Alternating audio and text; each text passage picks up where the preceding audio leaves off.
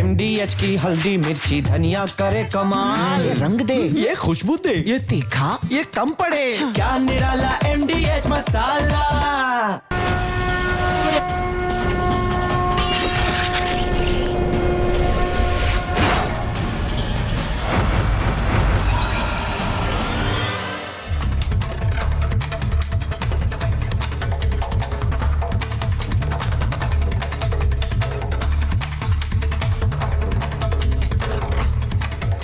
दर्शकों नमस्कार, प्रणाम।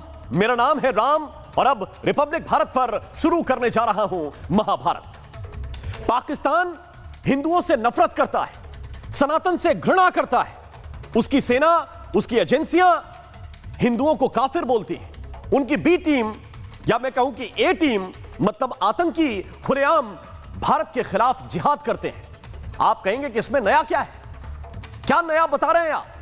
दोस्तों नया यह है कि अब इस पाकिस्तान को हिंदू फोबिया की उल्टियां होने लगी हैं, उल्टियां हो रही हैं। हिंदुओं से चिढ़ और नफरत का स्तर यह है कि वो मुसलमानों को भड़काने लगा है, वो भी उस तारीख को जब देश पर सबसे बड़ा आतंकी हमला हुआ था।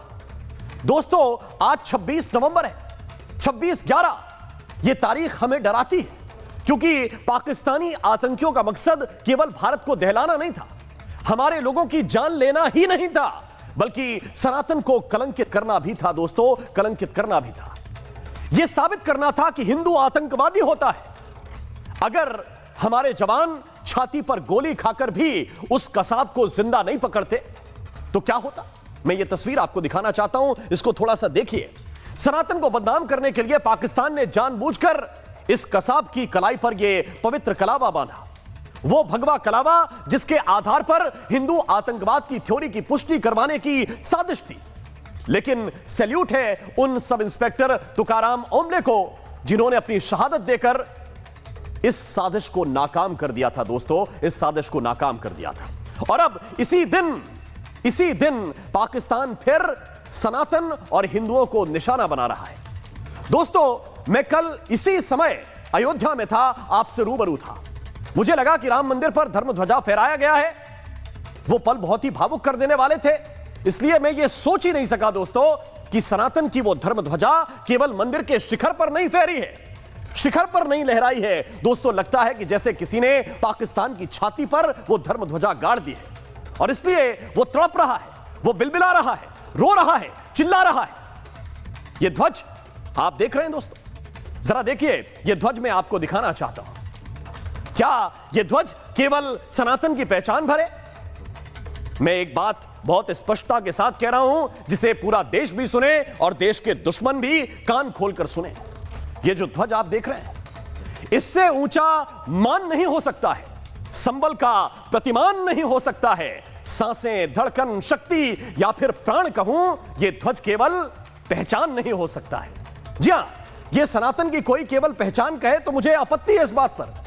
यह केवल पहचान नहीं है, हां यह पहचान है, यह आत्मा है, यह उम्मीद है, यह आशा है, यह गौरव है, यह सनातनियों की सांसें हैं, यह हृदय का स्पंदन है, यह धमनियों में बहती शक्ति है, यह वो विश्वास का भाव है जिसे बार बार मिट्टी में मिलाने का प्रयास किया गया। ये वो प्राण हैं जिन्हें जितना निस्तेज करने की कोशिश की गई, धूमिल करने की चेष्टा की गई, ये बार बार सूर्य की तरह आसमान पर छाए हैं। ये धर्म चक्र के घूमने का एक साक्ष्य है, ये प्रमाण है यतो धर्मस ततो जयः का, ये उद्घोष है धर्मो रक्षति रक्षिता का।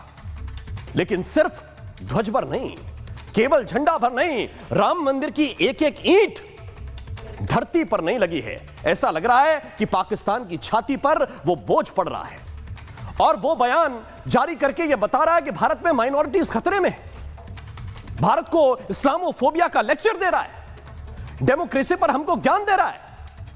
माने सूप बोले तो बोले, ये छलनी भी बोले जिसमें 72 छेद।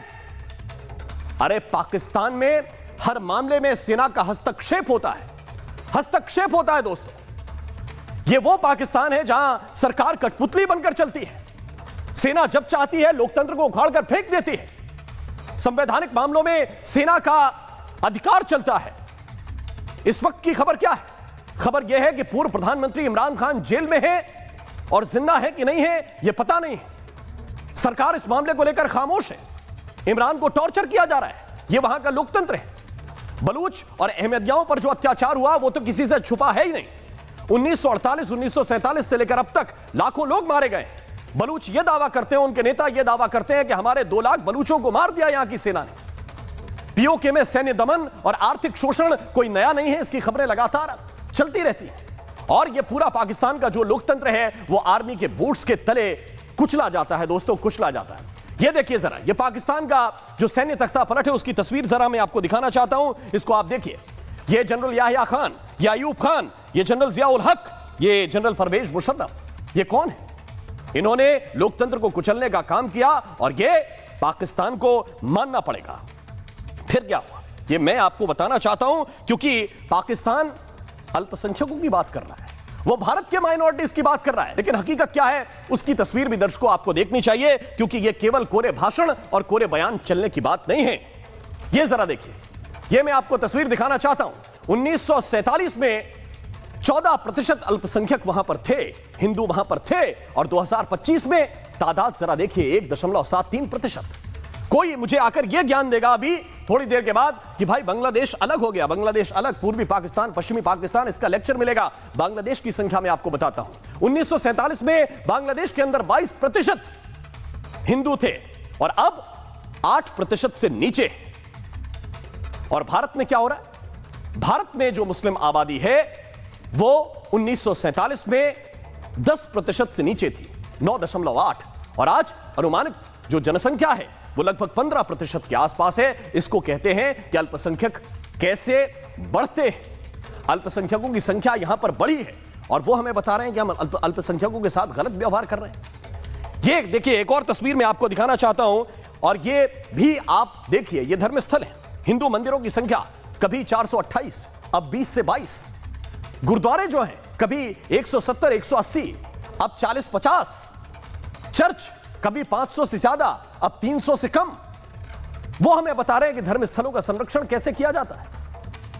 हजारों लाखों मस्जिदें जिस हिंदुस्तान में है वहां के मुसलमानों को भड़काने की कोशिश हो रही है। और क्यों हो रहा है ये? इसलिए हो रहा है कि इमरान की खबर दबानी है। इमरान खान पर जो टॉर्चर हो रहा है और इमरान खान की जो खबर है उसको दबाने के लिए अब पूरे दुनिया से कहा जा रहा है कि भारत की तरफ देखो, भारत में इस्लामोफोबिया हो रहा है, यह हिंदुत्व की सरकार है। मैं यह आपको बताना चाहता हूं, रावलपिंडी में इस वक्त हजारों प्रदर्शनकारी सड़क पर उतरे हुए हैं। अदियाला जेल के बाहर इमरान के समर्थक गुस्से में हैं। इमरान की तीनों जो बहनें हैं वो इस वक्त विरोध प्रदर्शन में शामिल हैं। कारण क्या है? क्योंकि इमरान खान से किसी को मिलने नहीं दिया जा रहा है। पिछले 3 हफ्ते से किसी को उनसे मिलने नहीं दिया जा रहा है और इमरान की सेहत की जानकारी भी नहीं दी जा रही है। पीटीआई के जो कार्यकर्ता हैं वो नाराज हैं और कह रहे हैं कि इमरान खान जो है वो हैं कहां, इस बात का कोई जवाब तो दे दे, सही सलामत है, उनके डॉक्टरों से तो मिलने दे। ये कई तरह की चीजें वहां पर घट रही हैं और इसलिए मैं सवाल पूछना चाहता हूं दोस्तों, आज का सवाल कि अपने घर में घिरा हुआ पाकिस्तान क्या भारत को ज्ञान देने का अधिकारी है? क्या इमरान खान पर घिरा हुआ पाकिस्तान इस्लाम पर ज्ञान देने का अधिकारी है? इसी पर आज की चर्चा करूंगा, लेकिन पहले एक रिपोर्ट आपको दिखाता हूं।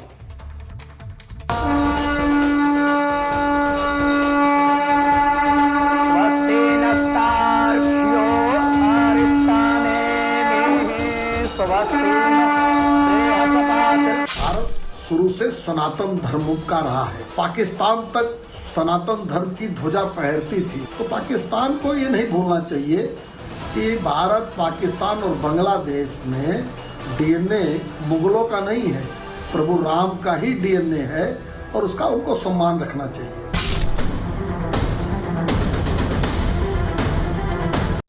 पाकिस्तान के अनुसार भारत नहीं चलेगा, भारत भारतीय पद्धति से चलेगा। ये 2025 का भारत है, आदरणीय नरेंद्र भाई मोदी जी का भारत है और भारत अब भारतीयता के आधार पर चलेगा।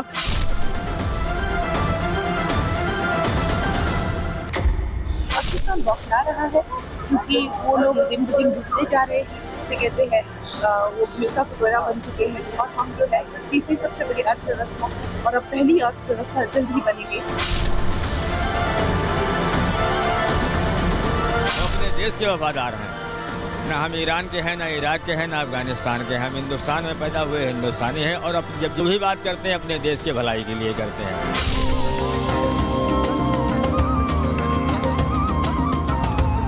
पाकिस्तान के जो मंत्रालय हैं उनकी कहीं ना कहीं मानसिकता संतुलन ठीक नहीं है। इतनी इच्छा है तो वो पाकिस्तान में बाबरी मस्जिद का शिलान्यास करवा दें।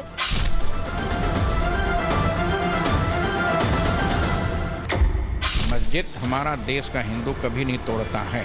वहाँ पर हिंदू ने मंदिर के खंडहर को तोड़ा है। पाकिस्तान गलत बोलता है।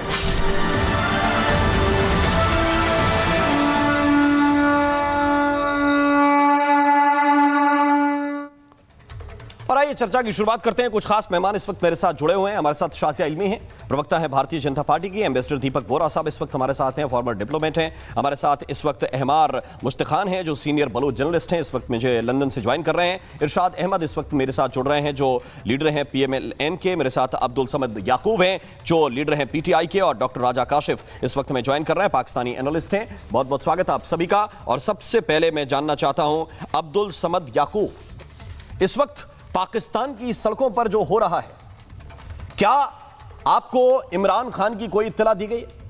क्या आपको इमरान खान के बारे में कोई जानकारी दी गई है? क्या इमरान खान सही सलामत हैं? इसके बारे में डॉक्टरों को, उनके वकीलों को, उनके परिवार को जानकारी दी जा रही है?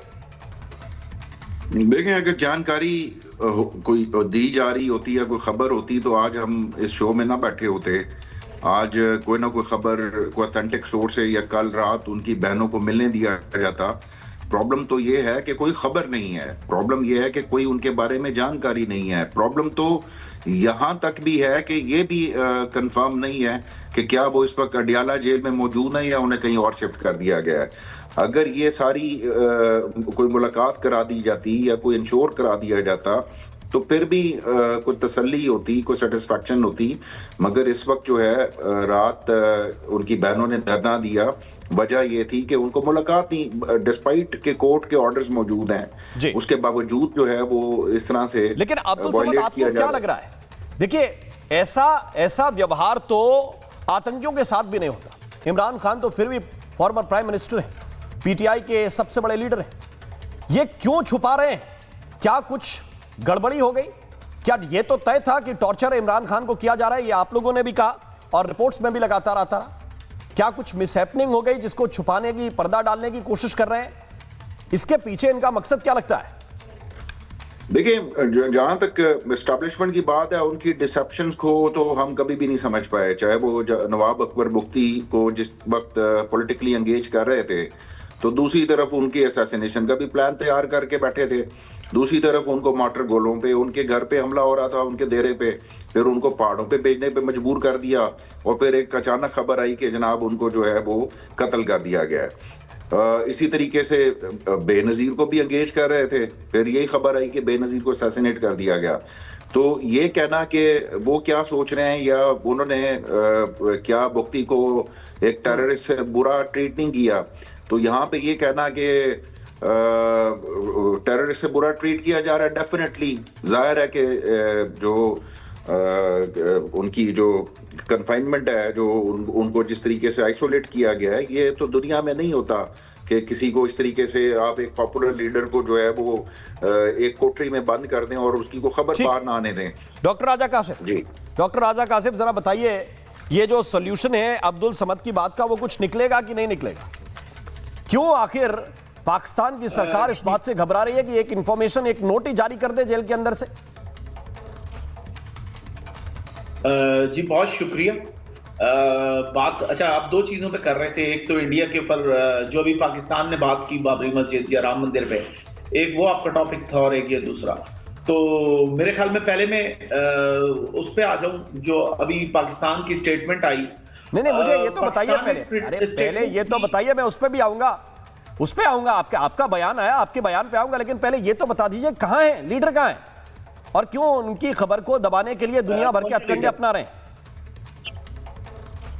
अच्छा, एक और चीज बड़ी अच्छी मैं अभी देख रहा था ट्विटर पे, एक्स पे चीजें, तो PTI की फॉर्मर एक बड़े ही एक्टिव थे, फरहान विर्क का एक मैं कमेंट देख रहा था, उन्होंने कहा इंडिया के चैनल्स पे पूछना चाहिए, तो मैंने कहा मैं पूछ भी लूंगा कि पाकिस्तान के इमरान खान में इंडिया की क्या इंटरेस्ट है, कि वो कहां है, कैसे हैं, मतलब मैं बता आपका क्या इंटरेस्ट है? एक इंडियन आपको इंटरेस्ट पता है? इमरान खान में इंडिया का क्या इंटरेस्ट है?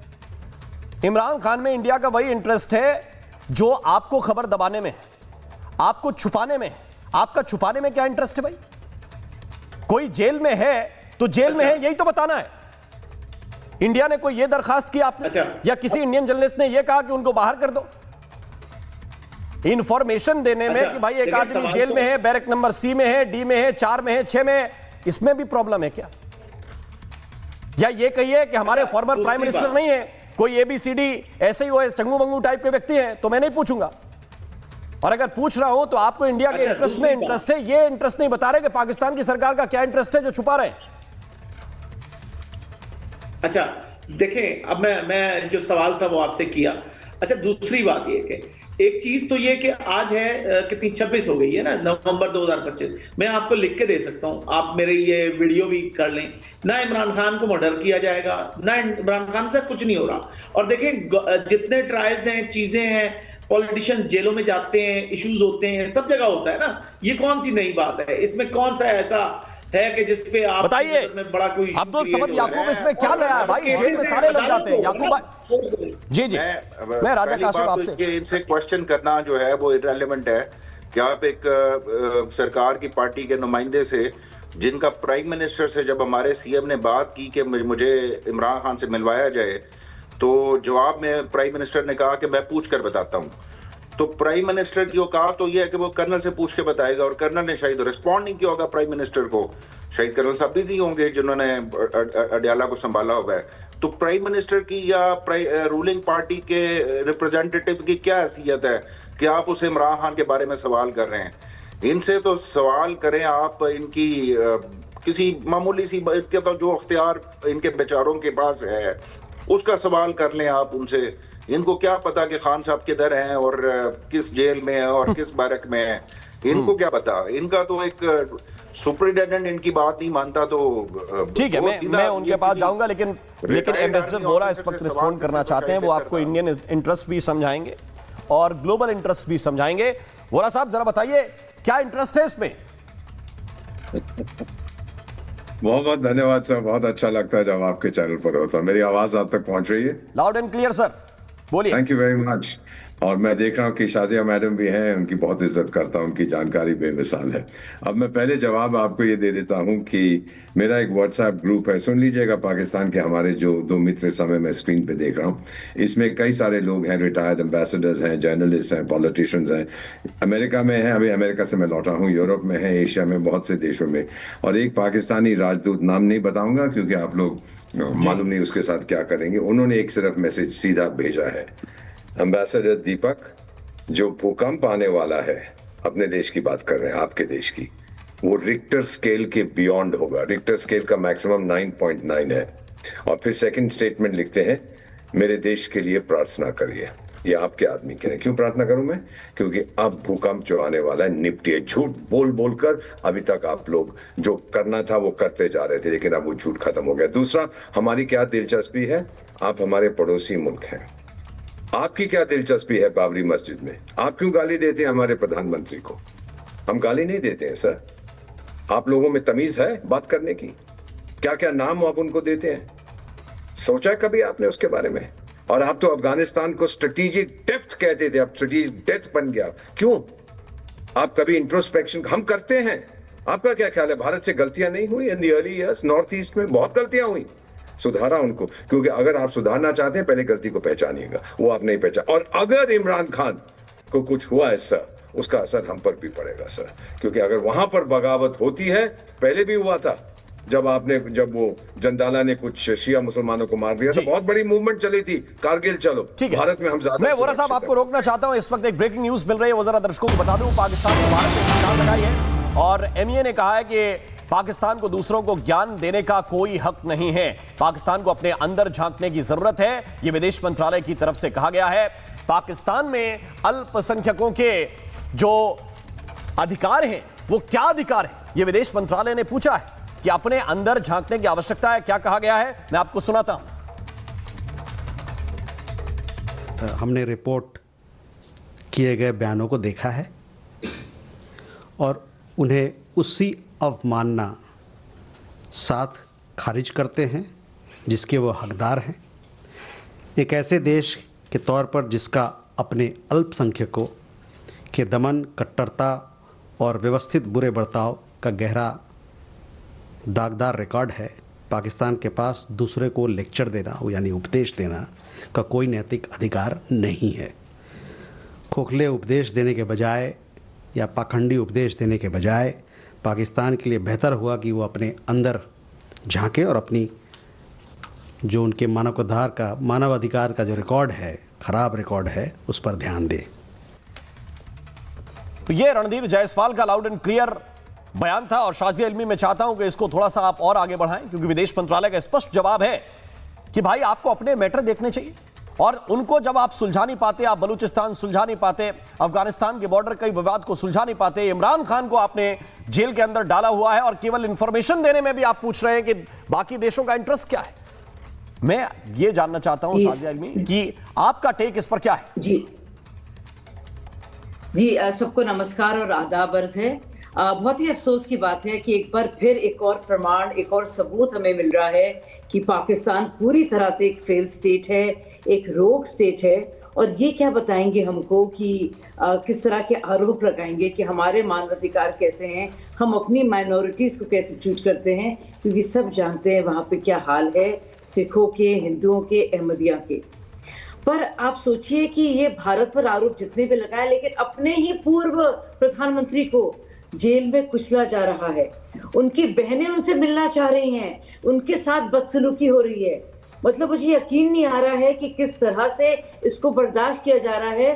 और ये स्टेट अपने को आज भी जमहूरियत बताता है। और ये जो कार्रवाई की है इन्होंने इमरान खान के खिलाफ, ये पूरी तरह से राजनीतिक बदला है, सब देख रहे हैं। आप उनकी बहनों पर हमला कर रहे हैं, उनके कार्यकर्ताओं पर लगातार आप अत्याचार कर रहे हैं। ये कहाँ होता है? ये लोकतंत्र है? मतलब कि किस तरह की तानाशाही है? ये पूरी तरह से आर्मी ने टेक ओवर कर लिया है। और आप अपनी सारी नाकामियों का पूरा की पूरा जो दोष है, जो ब्लेम है, भारत पर कितना मढ़ेंगे। आपके आर्थिक हालात देखिए, माशी हालात देखिए, दहशतगर्दी का हालत देखिए, गृह युद्ध की हालत आप देखिए। इसका ब्लेम आप भारत पर डालेंगे?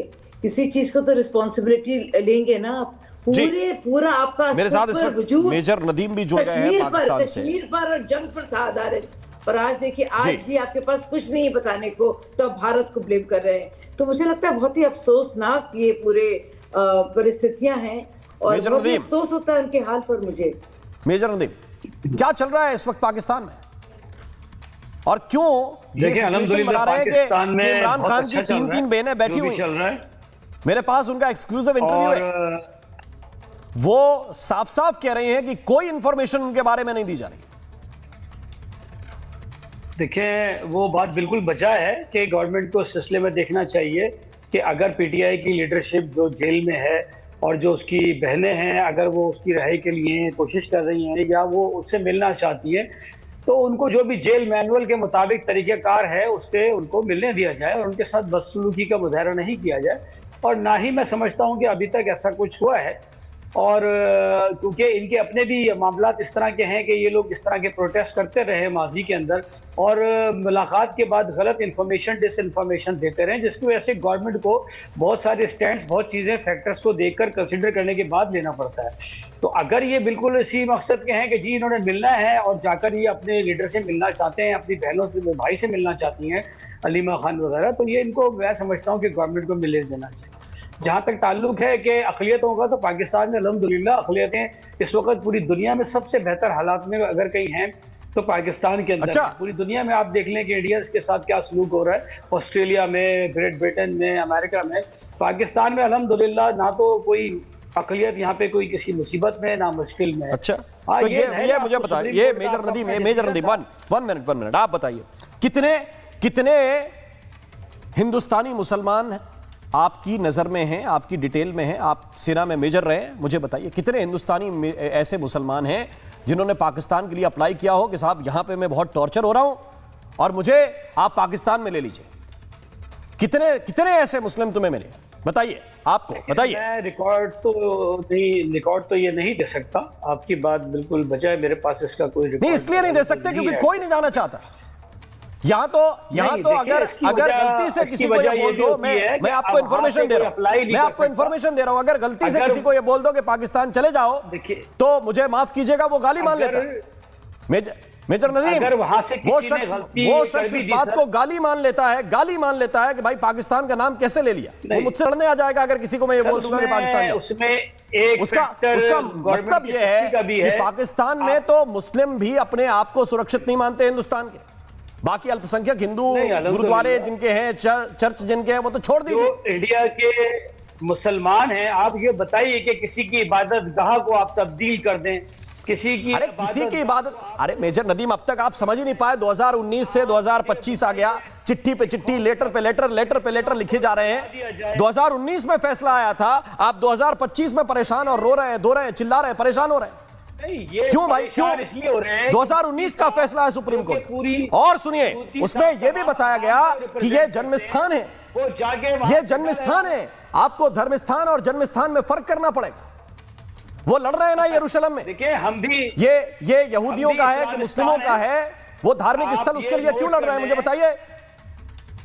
देखिए क्यों लड़ रहे हैं, क्यों लड़ रहे हैं मुझे बताइए। उसका एक यूनिट है, यरूशलम में मस्जिद है कि यहूदियों का धार्मिक स्थल है, इसके लिए क्यों लड़ाई लड़ रहे हैं, मुझे केवल एक चीज का जवाब दीजिए। देखें अल्हम्दुलिल्लाह मुसलमान पूरी दुनिया के अंदर जहां भी उनके खिलाफ फसादात और उनके, अरे मैं पूछ रहा हूं, जवाब दे नहीं रहे, क्यों लड़ रहे हैं यरूशलम के अंदर, उसका रीजन क्या है? इसलिए इसके रीजन ये है कि जो हम वहां के फलस्तीनी हैं उनकी जमीनों पर, अरे मस्जिद की बात कर रहा हूं मैं, उस धार्मिक स्थल की बात कर रहा हूं जिसको यहूदी अपना क्लेम करते हैं, मुसलमान अपना, उसमें आपका क्या इंटरेस्ट जुड़ा हुआ है? जी, उसमें हमारा इंटरेस्ट ये है कि वो हमारा पहला जो है वो किबला है, ठीक है, और अब आपको समझ में आया, अब आपको समझ में आया कि जन्म स्थान का मतलब क्या होता है? जी बिल्कुल, जब आपका जुड़ाव, जी बिल्कुल, जब आपका जुड़ाव उस फिलिस्तीन की मस्जिद से है और आप कह रहे हैं कि हिंदुस्तान के अंदर प्रभु श्री राम का जन्म स्थान जिस पर पहले मंदिर था, उसको आप बता रहे हैं कि हमारी मस्जिद गिरा। अरे भाई वो मंदिर का ढांचा था, भाई मंदिर का ढांचा था जिसको आप लोगों ने, सुप्रीम कोर्ट का फैसला सामने है, हाँ और सामने है, उसके नीचे यह भी बताया गया कि इसके अंदर एक स्ट्रक्चर था, उस स्ट्रक्चर के ऊपर यह मस्जिद बनी है, यह भी बताया गया। पढ़िए उसको और बरगलाइए मत इस देश को। जन्मस्थान में और बाकी धर्मस्थान में अंतर करना सीखिए। और रही बात माइनॉरिटीज की, मैं 2-3 चीजें बता देना चाहता हूं। मेरे साथ अहमर मुश्तिखान है, उनको मैं इन कराना चाहता हूं। मुश्तिखान साहब जरा बताइए क्या हालात है वहां पर बलोचों के, और क्यों ये गोलियां लगातार चल रही हैं? अभी भी आप लोगों को क्यों संघर्ष करना पड़ रहा है वहां पर? अल्पसंख्यक तो छोड़िए, क्या मुसलमान भी सुरक्षित है? जी नमस्कार। आपने कहा मैं लंदन में हूँ, लंदन में नहीं, वॉशिंगटन डीसी में हूँ। माफ कीजिए, लेकिन आपकी ऊंचाइयां इतनी हैं कि मैं लंदन वॉशिंगटन डीसी में कंफ्यूज हो गया। मैं इसके लिए आपसे माफी मांगता हूं, लेकिन मुझे बताइए जो बलूचों की हालत है उसके लिए किसको माफी मांगनी चाहिए? नहीं, कोई नहीं, ऐसी कोई बात नहीं। मैं अर्ज कर रहा हूं कि दोनों जगह में जो है पाकिस्तान के आका बैठे हुए हैं, एक लंदन में भी बैठे हुए हैं और वॉशिंगटन डीसी में भी बैठे हुए हैं। ये पाकिस्तान जो है बाहर से चल रहा है। अब आप देखें, ये जो आसिफ मुनीर है, ये तो अमेरिका का बिल्कुल पपी है। इसने, आपने जो बात उठाई, हम देखें, हम तो बलूचिस्तान की आज़ादी की जद्दोजहद कर रहे हैं, लेकिन हम पाकिस्तान में जमहूरियत भी चाहते हैं। हम चाहते हैं कि वहाँ का जो हकीकी वज़ीर आज़म है इमरान खान, उसको एक फौजी आमिर जल्लाद जिसने कब्जा कर लिया है पाकिस्तान के हुकूमत पे 5 साल के लिए, गैर आईनी, गैर कानूनी तौर पे, गैर जमहूरी तौर पे, उसको कुछ हक नहीं पहुंचता है कि इमरान खान के साथ इस किस्म का सलूक रवा रखे। ये लोग जो हैं अमेरिका के 2% के एजेंट हैं। ये जो है फौजी आमरियत है, इनको क्या हक पहुंचता है कि जमहूरियत जो भारत है उसके ऊपर उंगली उठाए? कोई शायद भारत से ज्यादा आगे, कोई ज्यादा सेक्युलर, कोई ज्यादा जमहूरी मुल्क कोई कुछ कहे तो एक बात होती है। ये कौन से इस्लाम के दर्दमंद हैं? ये खोस्ट में जो कल के दिन 10 मासूम बच्चों का, मुसलमानों का इन्होंने खून बहाया, ये उनका जवाब दे हमें। ये हमें जवाब दें जो हमारी लड़कियों को इन्होंने अगवा किया हुआ है बलोचों की। महजबीन बलोच को 177 दिन हो रहे हैं। नरगिस बलोच जो 15 साल है उसको 4 दिन हो गए। इनके फौजियों ने, अल्लाह की फौज, इन्होंने उनको अगवा किया हुआ है। हमारे doctor Mahrang Bloch, Vivo Bloch, गुलजार, नाम बहुत सारे, 8 महीने नाम बहुत सारे। उनकी लिस्ट हजारों में नहीं लाखों में है जिनकी जान गई है। मेजर नदीम जी, ये लोग जितने नाम ये ले रहे हैं, क्योंकि ये खुद गद्दार होकर बाहर बैठे हुए हैं, इसलिए इस तरह की बात कर रहे हैं। पहले तो मैं क्लैरिफिकेशन, जो वहां मारे गए वो भी गद्दार थे, जो वहां मारे गए वो भी गद्दार थे। वो बच्चियां जिनको किडनैप करने, अपहरण करने की ये बात कर रहे हैं, वो बच्चियां भी गद्दार है। वो छोटी छोटी नाबालिग बच्चियां भी गद्दार है। मेजर नदीम, इमरान खान की हुकूमत पिछली आर्मी चीफ के दौरे हुकूमत में, या पिछले आर्मी चीफ जिस वक्त थे उस दौर में गई थी। इस ये जो प्रेजेंट आर्मी चीफ है, इनके दौर में इनकी हुकूमत नहीं गई थी। इस तरह से पहला तो ये इनका इल्जाम गलत है। दूसरा, दीपक साहब बैठे हुए हैं, मैं इनकी बड़ी रिस्पेक्ट करता हूँ, सरगर्दन ला रहे। याकूब रिस्पॉन्ड करना चाहते हैं। खान के वो अब्दुल समद याकूब को लेके आइए, वो रिस्पॉन्ड कर रहे हैं। याकूब जी बोलिए। मेयर साहब, तो ये जो सर दीपक जानते हैं कि पहले इनकी गोद में बैठे हुए थे ये जो हिंदुस्तान, मोदी साहब, अगर आप खामोश होंगे तो मेरा एक सवाल ले लें। अरे सुन तो लीजिए, पता नहीं कहाँ कहाँ लेके फिरते थे, ठीक है। और आज अरे सुन तो लीजिए, देखिए क्या है ये हल्के शब्दों का इस्तेमाल करके आप बात नहीं बनाए। मैं समझाता हूं, थोड़ा सा मैं इनको समझाता हूं। याकूब जी थोड़ा सा एक मिनट दीजिए, मैं आपको रिस्पॉन्ड करने का टाइम दूंगा, आपको रिस्पॉन्ड करने का टाइम दूंगा मैं याकूब जी। लेकिन मुझे मेजर नदीम को एक बात कहनी, ये जो गोद की बात सुनाते हैं ना कि ये इसकी गोद में, वो उसकी गोद में, ये जब इजराइल घुस घुस के गाजा में मार रहा था, आपको याद है? इजराइल ने घुस घुस के गाजा के अंदर मारा, हमास को मारा। आप लोगों का स्टैंड था कि ये इजराइल हमला कर रहा है। इजराइल किसकी शय पर हमला कर रहा है? इजराइल के पीछे बैकअप अमेरिका का, डोनाल्ड ट्रंप का। और डोनाल्ड ट्रंप के साथ कौन लंच कर रहा है, कौन डिनर कर रहा है, कौन गोद में कटोरा लेकर बैठ रहा है? ये कौन है? ये डोनाल्ड ट्रंप के साथ फिर गाजा के भाइयों की याद नहीं आती, फिर गाजा के मरने वाले बच्चों की याद नहीं आती, फिर गोद में बैठना है और इधर भाषण देना है कि ये उसकी गोद में, वो उसकी गोद में। डोनाल्ड ट्रंप की गोद में जाके मुनीर बैठ गया और आप इधर बता रहे हैं ज्ञान, इधर भाषण। डोनाल्ड ट्रंप की गोद में जाकर मुनीर बैठ गया, खाके उधर हलवा पूड़ी, और बता रहा है इधर कि भाई गाजा के बच्चे मारे गए। हां, मैं कहता हूं गाजा के बच्चे मारे गए, बच्चों के साथ जुल्म हुआ। मैं भारत में बैठकर यह बात कर रहा हूं और आप इधर यह बता रहे हैं कि आपका वो मुनीर है जो फेल्ड जनरल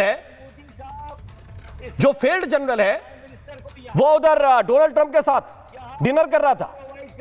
किस मुंह से बताओगे उन गाजा के बच्चों को? इस्राइल को असला आपने नहीं दिया। अरे किस मुंह से बताओगे गाजा के बच्चों को?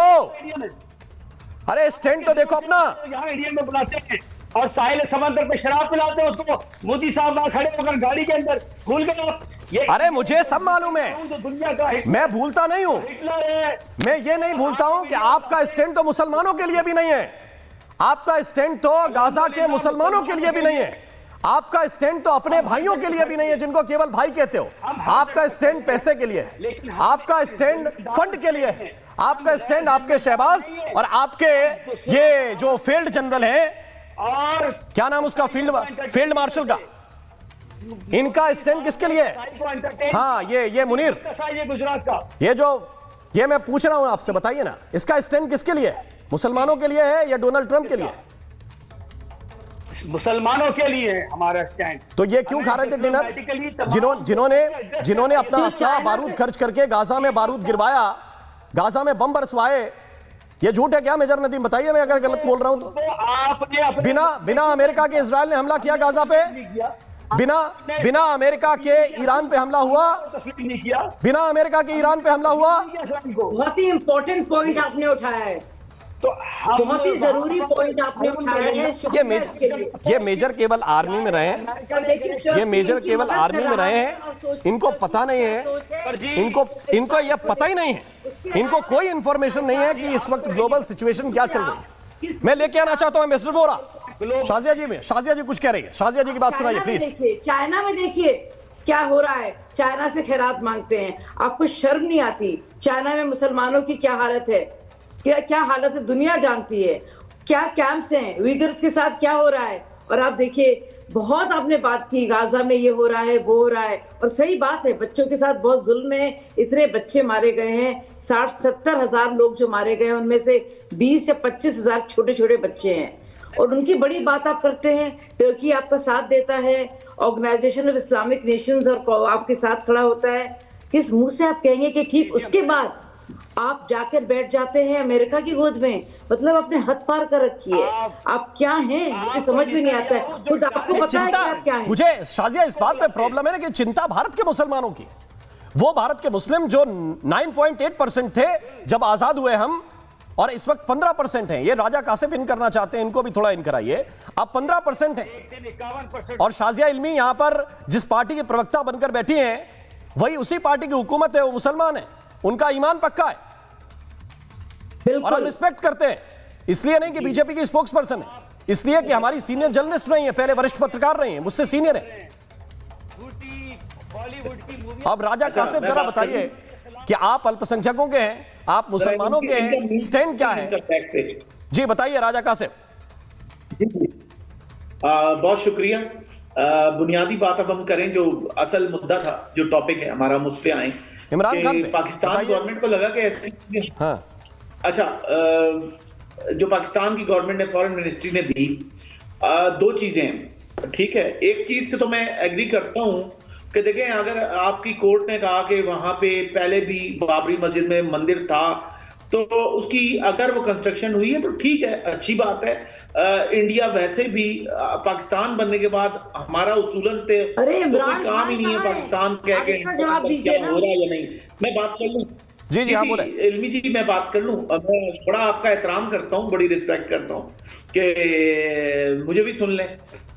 तो बुनियादी चीज ये है कि पाकिस्तान हम कहें या इंडिया पाकिस्तान में, जैसे इमरान खान के साथ क्या हो रहा है, इन्वॉल्वमेंट हो रही है, डिस्कस कर रहे हैं, तो पाकिस्तान ने भी इस तरह थोड़ा सा डिस्कस कर लिया, तो इस पे कोई इशू नहीं होना चाहिए। अच्छा, दूसरी बात मैं एक और करूं, इंडिया की ही रेफरेंस दूंगा, पाकिस्तान का या दुनिया में जैसे हमारे साथ ये पाकिस्तान से हैं, वो आप उनसे कोई पूछते हैं बताएं ये, वो कहते हैं मुझे नहीं पता। अच्छा, मुझे सब पता है, मैं आपको बताऊं। हाँ, रेलेवेंट चीजों में मैं बात करूंगा। तो मुझे एक बात बताइए, जब आपको सब पता है तो इमरान खान कैसे हैं, क्यों उनको रोका गया है, और गवर्नमेंट ने क्यों मिलने से रोका है परिवार को? आपको सब पता है तो इतनी सी इंफॉर्मेशन बस दे दीजिए, ज्यादा तो चाहिए नहीं। आपके अडियाला जेल की, आप पाकिस्तान में बैठे हुए हैं, आपके बहुत सारे सोर्सेस होंगे, मुझे बताइए कि सरकार ने क्यों रोका है बहनों से भी मिलने से? अच्छा देखें, ये नहीं हो सकता ना कि या तो वो बहनें जाके छुड़वा लें तो बात बनती है, छुड़वा कोई भी मिलने जा रहा हो अडियाला में तो नहीं सुन लेना, ऐसा नहीं, अदालत के जरिए होगा। अच्छा, मैं आपको एक बड़ी लॉजिकल बात बताऊं। याकूब साहब को लेके आइए। लॉजिकल प्रॉब्लम यह है कि लॉजिक के चक्कर में आप इलॉजिक करते हैं। याकूब जी मुझे क्योंकि बता रहे थे कि हमारे पास तो कोर्ट ऑर्डर्स है। नहीं, मैं आपकी बात ही सुन रहा हूं और आपसे याकूब जी की बात करा रहा हूं। याकूब जी बताइए, ये कह रहे हैं कि कोई कोर्ट के थ्रू मिल सकते हैं, आप मिलाइए जाइए। मेरी सुन प्रॉब्लम ये है कि इररिलेवेंट बंदे को जब आप ले लेंगे टॉक शो में और आप उससे क्वेश्चन करेंगे तो जाहिर है वो उसकी रेलेवेंस नहीं रहेगी, उनके पास कोई जवाब नहीं होगा इस बात का। सारी इंफॉर्मेशन वो आपको क्या जवाब दें इस बात का उनके पास कोई जवाब नहीं है। वो आए बाएं शाएं करेंगे, वो आपको बाबरी मस्जिद पे ले जाएंगे, वो माइनॉरिटी की बात करेंगे। पहली बात तो ये उनसे सवाल ये करें कि पाकिस्तान में पॉलिटिकल मेजोरिटी का क्या हाल है, यानी कि रिलीजियस माइनॉरिटीज को तो एक तरफ रखें, जो पॉलिटिकल मेजोरिटी पीटीआई है, जिनके लोगों को आप 10,000 लोगों को आपने गिरफ्तार करके, यहाँ तो माइनॉरिटी का क्या रोना, यहाँ तो मेजोरिटी का रोना रो रहे हैं। पहले बलोचों का दर्द नहीं समझ आया था, आज जब अपने ऊपर गुजरी तो समझ आया कि बलोचों के साथ क्या हुआ था, क्योंकि आज पंजाबी के ऊपर वही गुजर रही है। इमरान खान कोई बलोचिस्तान से तो है नहीं, जाहिर है कि वो पंजाब से है, और अगर वो उठ खड़ा हुआ और उसने शऊर उजागर किया और अगर एक आम आदमी की बात की, और ये मेजर साहब थे, मैं उनसे पूछना चाह रहा था कि 2005 में डॉक्टर शाजिया खालिद थी जिनका रेप हुआ था बलोचिस्तान में, तो नवाब अकबर बुख्ती ने सिर्फ और सिर्फ उस रेप का हिसाब मांगा, उस रेप का की पनिशमेंट मांगी कि इसका ट्रायल करो। उस कैप्टन को, उस सर्विंग को आपने कोर्ट से रिलीज करवा दिया और आज तक आपसे बलोचिस्तान नहीं संभल सका। इनको हम ये समझाते हैं कि जनाब आप जो है, जो काम आपका है वो आप करें, ना कि आप जो है ना बाकी चीजों में अगर आपने बिल्कुल ये बात ठीक है। मैं मिस्टर वोरा साहब के पास जा रहा हूं, मेरे पास समय आज सीमित है। एक क्लोजिंग कमेंट के लिए वोरा साहब जरा बताइए, आफ्टर ऑल क्या होगा, क्योंकि आपके बहुत सारे कॉन्टेक्ट्स हैं इन पाकिस्तान। सर भूकंप आ रहा है sir, no question about it. अब इनको आने वाले तूफान से बचना है सर, और तूफान शुरू हो चुका है। मैं इतना ही कहूंगा, मेरे मित्र हैं, अपना ध्यान रखें, खुश रहें, उनकी फैमिली सिक्योर रहें, पर इस तूफान को कोई रोक नहीं सकता। ये सुनामी आ रही है सर। मेजर साहब मैंने ये देखा है, 74 साल की मेरी उम्र है, 52 साल कूटनीति में हो गए हैं। अभी बैठ के टिंगड़े जितनी मारनी मार लीजिएगा, जब सुनामी आएगी तो आपको कचड़ेदान में फेंकती हुई आगे निकल जाएगी सर। ठीक है, ये अनुभव है और अनुभव के आधार पर किया गया एक कमेंट है। मुझे लगता है सबको इसको सीरियसली लेना चाहिए। बहुत बहुत शुक्रिया, बहुत बहुत धन्यवाद आप सभी मेहमानों का मेरे साथ इस डिबेट में शरीक होने के लिए, शामिल होने के लिए। और इसी के साथ आज महाभारत में बस इतना ही। नमस्कार।